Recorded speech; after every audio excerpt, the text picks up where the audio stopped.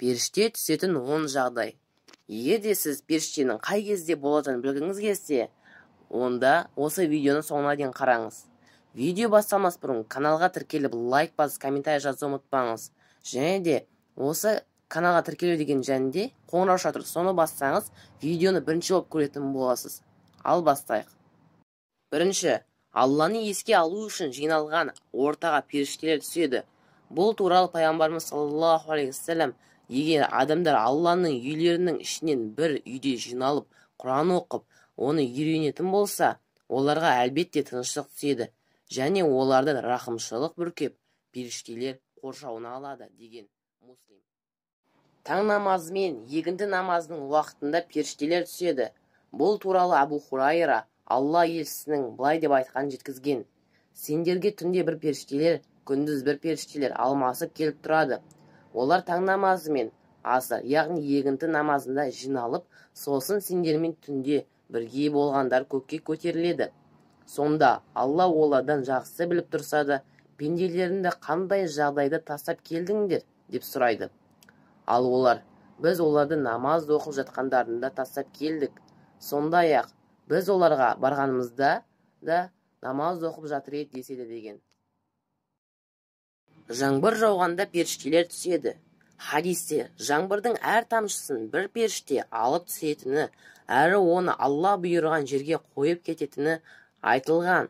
Төртінші, білім алуға жолға шыққан адамның аяғының астына періштелер қанаттарын жаяды. Бұл туралы Зур бин Хубайш былай дейді: бірде мен аяқ киімге мәсіх тарту жайлы сұрайын деп Сафан бин Асталға келдім. Ол: сені алып келген не, Азар деп сұрады. Мен: білімге деген талпыныс істедім.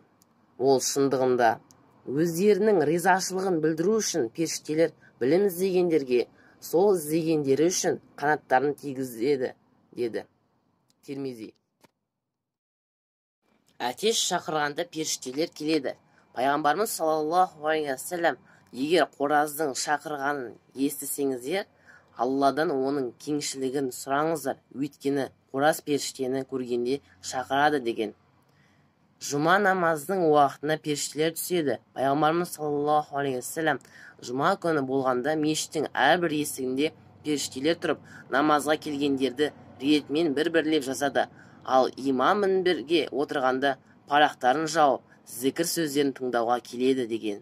Бұхари. Жатарда дәрет алып ұйықтаған адамның қойнына періштелер түнейді.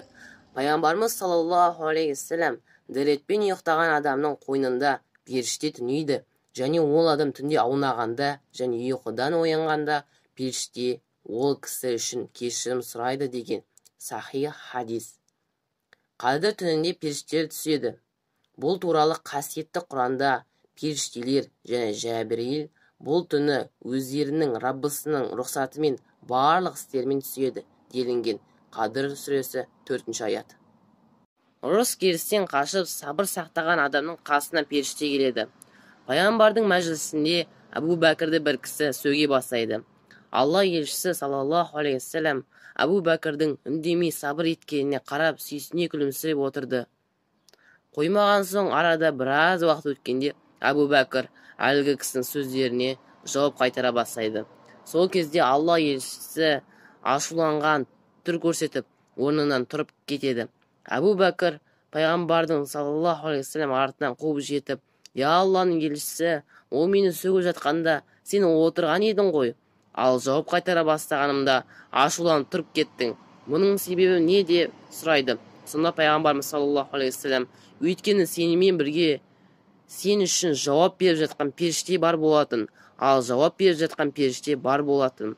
Ал сен оның сөзіне жауап қайтара бастағаныңда періште кетіп, шайтан келіп отырды.